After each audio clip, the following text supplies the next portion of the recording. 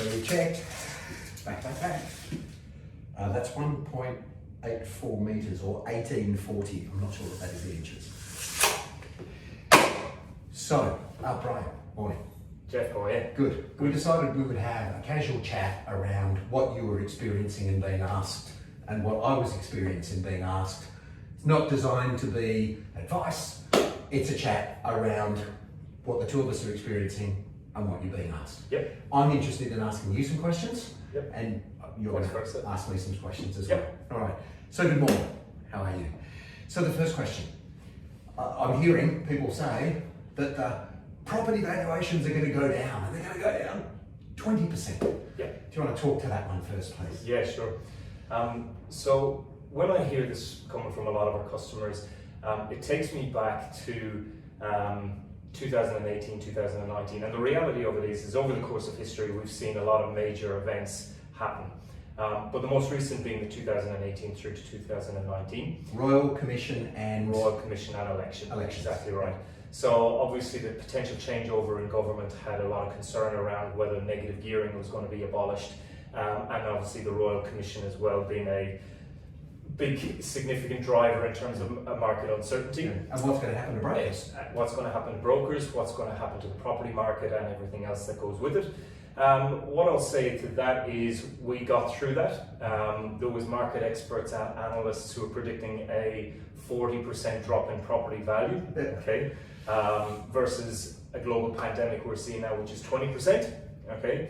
The reality of it is that didn't happen, okay. We got through it. The Royal Commission came through relatively unscathed. With government status quo stayed as is. We bounced back and business as usual. There might have been a property or some properties or an area that dropped 40, 50, 60, 70. Yep. That actually happens every year in different places, and you know it's terrible, but there are country towns that say that you can buy a house for $1 providing you agree you're going to come and live there. So it can happen. Absolutely. But we're not talking about the entire market. Yeah, correct. And correct. the change. Yep. Right. So I guess the second thing then is to talk about what the banks are doing. Sure. So as it stands as of today, it really is the status quo and business as usual as to what it was 6 months ago. Yeah. There's a few of the lower tier lenders which have come out on updated policy. Now around that, typically it's looking at industry specific. So hospitality is definitely one that has been flagged by the banks. And our thoughts and concerns go to all people who are misplaced at this time. Yep. In that industry. Absolutely. Also around the casual employees.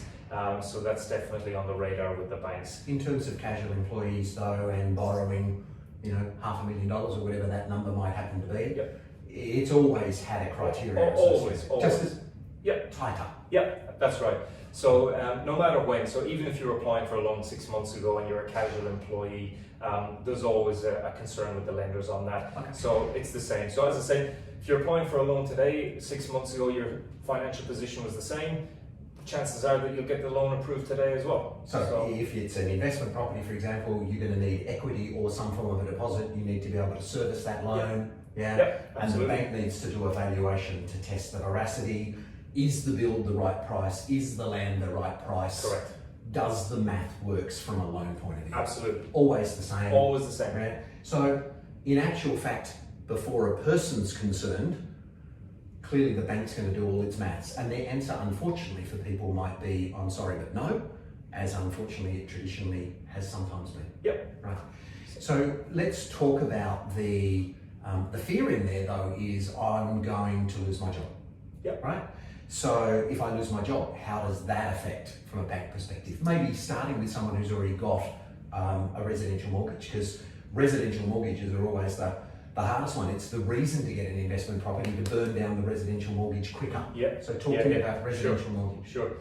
So if you're an existing customer with the lender and you have unfortunately been in a position where you have lost your job, the rhetoric from the lenders at this point in time is we are here to help. Yeah. So every correspondence around COVID-19 is that if you have been affected by this, come to us, talk to us, we want to work with you.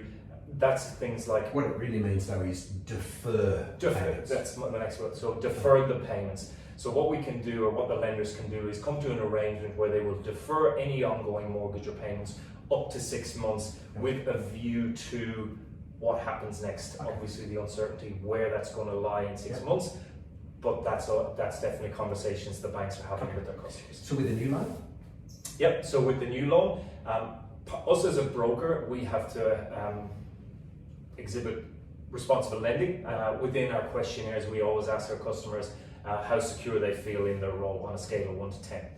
Now, the reality again is that at any given time in history and point and in future, people can lose their jobs. Or 2 years ago. Or 2 years ago, exactly right. So we obviously have to have that conversation with you as a customer to make sure that you have the confidence level that you're going to maintain your job. It is, by the way, one of the reasons why people get a property investment portfolio, so that income replacement. Correct. So they're not at risk of that anymore. That's right. That's right. As a replacement of the income. Yep. Sure. So look, as I said, it's always a concern for anybody. Okay, if what happens if I do lose my job, but it was a concern a year ago. It was a concern 2 years ago when applying for a loan. What happens if I lose my job? There's always risk measures you can take for that, such as income protection, okay, to assist people through that as well. So, look, as I said, it's a conversation we have with our customers, and just to make sure that they've got the comfort, and we as a broker and the lender has a comfort around that. So, product that we're largely talking about, if someone's potentially going ahead with something, is this whole dual living concept. Right? And what dual living is going to do is it's going to give them a positive cash flow of, circa $150 or $200 a week, right? It's going to give them tax savings, right? So even if they've got one job, they're still getting the tax savings. It's going to give them two sources of income from that one exercise. So the loan's been approved, they've settled, and the build has started, and away they go. What's the effect of losing their job? Again, I'll take you back to the scenario I just gave you.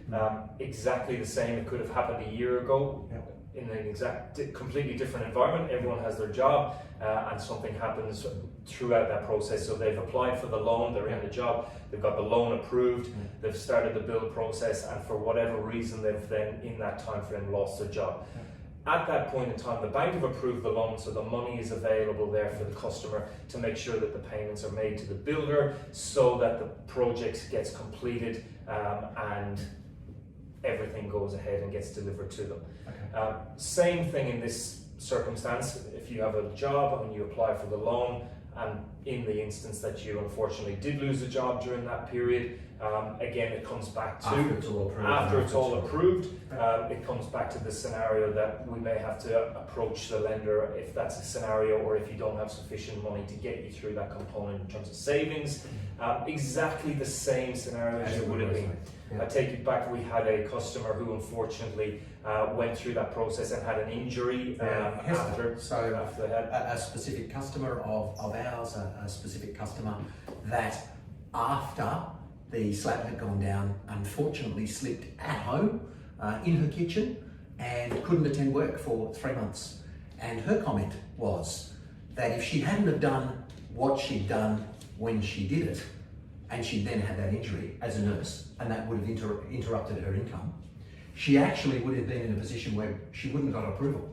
Correct. Right? And her advice on video to people is make sure you go ahead at the point in time when you're financially capable of doing it, because you don't know what's going to happen. And then what she's got is the loan's there, the build goes ahead fantastically. A week ago I was outside her property,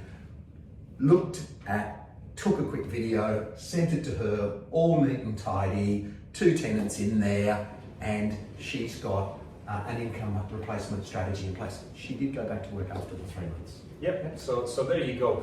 Exactly right. So these things unfortunately do happen in life, and they're the unforeseen, and we have to do as best as we can to work around that in terms of those risk mitigants as well. So conversations are still with the customer, still the same with the customers around that. So on the back of that, Geoff, I'd like to ask you a question, if that's all right, because obviously some of our customers are having a few questions of their own around the build process. So I suppose one of the things that customers are raising with us is around the Covid-19. What is the potential impacts on a build from a construction process? So if you could maybe talk us through that a little bit to give 100%. customers a little So bit I'll more. take from where you mentioned a moment ago, and that is the loan's been approved, the settlement has happened, and the project is underway. Yeah. So there are a lot of businesses that are in quite tight circumstances right now, and again, hard for them. To talk to the construction process and the build process.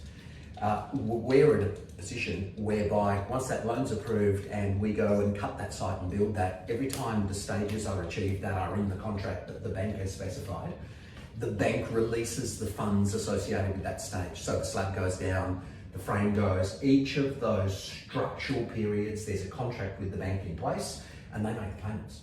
So the reality is that that is an ongoing situation which is going to occur. Yeah. So the very fastest that the whole thing, could occur right now if someone's at the beginning of that process and they haven't settled, or they're just about to settle. Once they settle, there's a building permit that needs to be applied for that's going to take 8 to 11 weeks.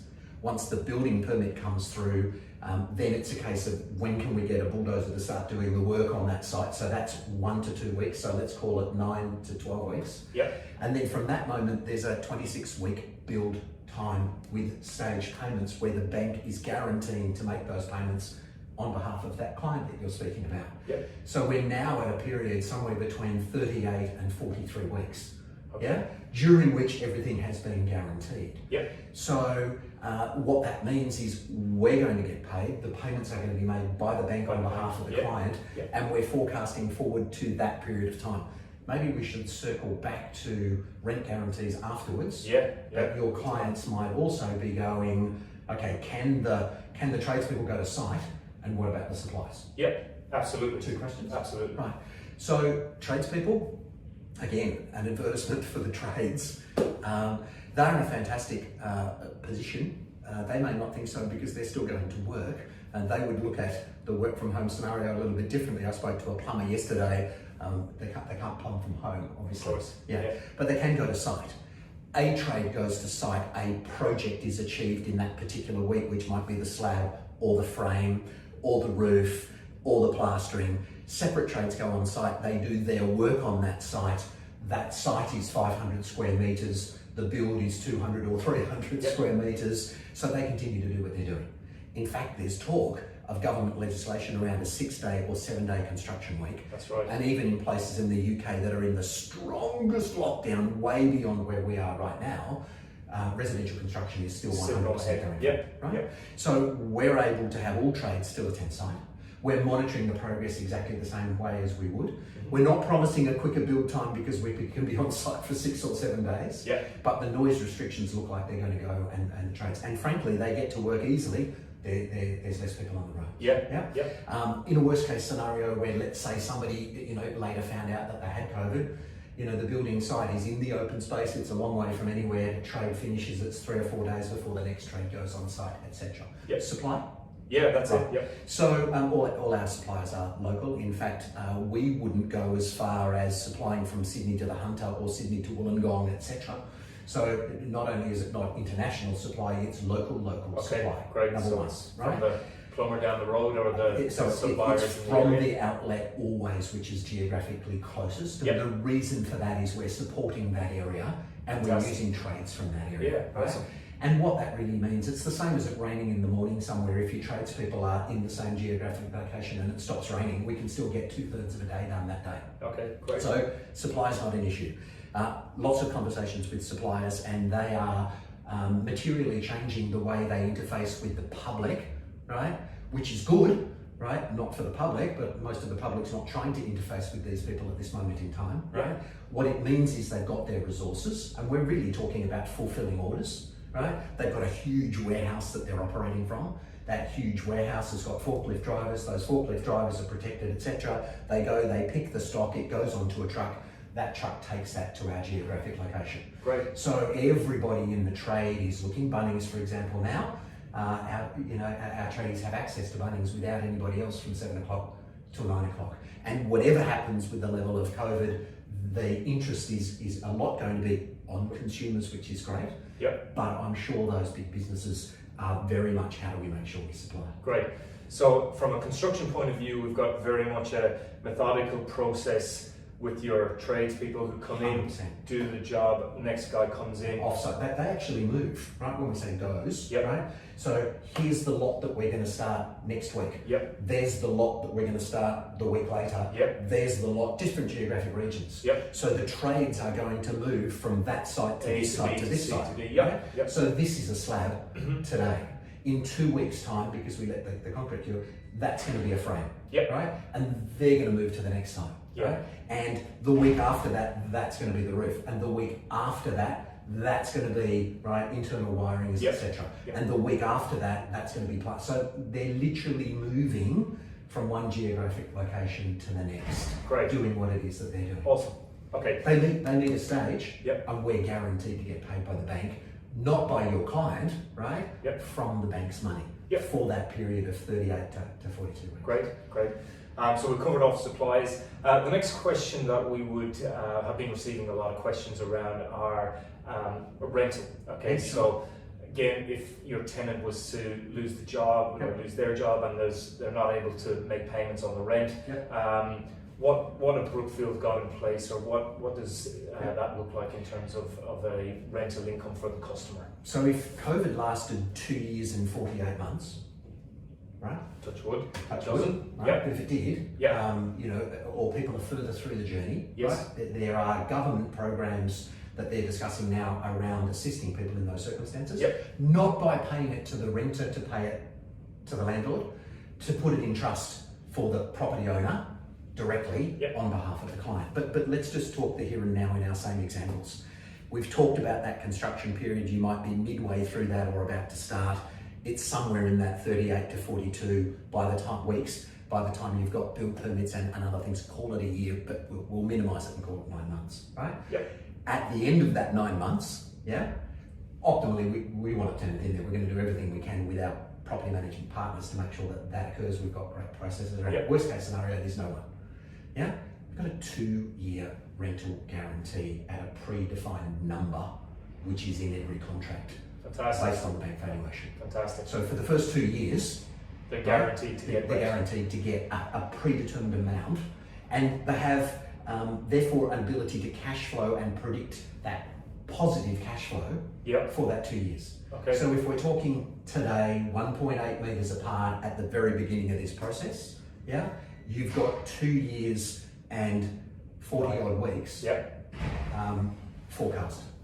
Now I promise you, no matter what, I have no idea what's going to happen in 2 years and 40 weeks. Yep. I can tell you that if you do the maths on this and you worst case scenario, because I was asked, and you take the rent down, by 30% and put a vacancy rate in there of 10%, it is still cash flow positive on everyone I've done by $20 per week over the course of a year.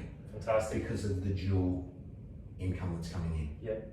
Yeah? But we're guaranteeing the rent at the time of the contract being signed. Yep. And that is in place from when the construction has been completed, the handover's done, the certificate of completion comes through, Yep. that rental period occurs, and then they've got a 2-year rent guarantee. Yep. Great. So, Win-win.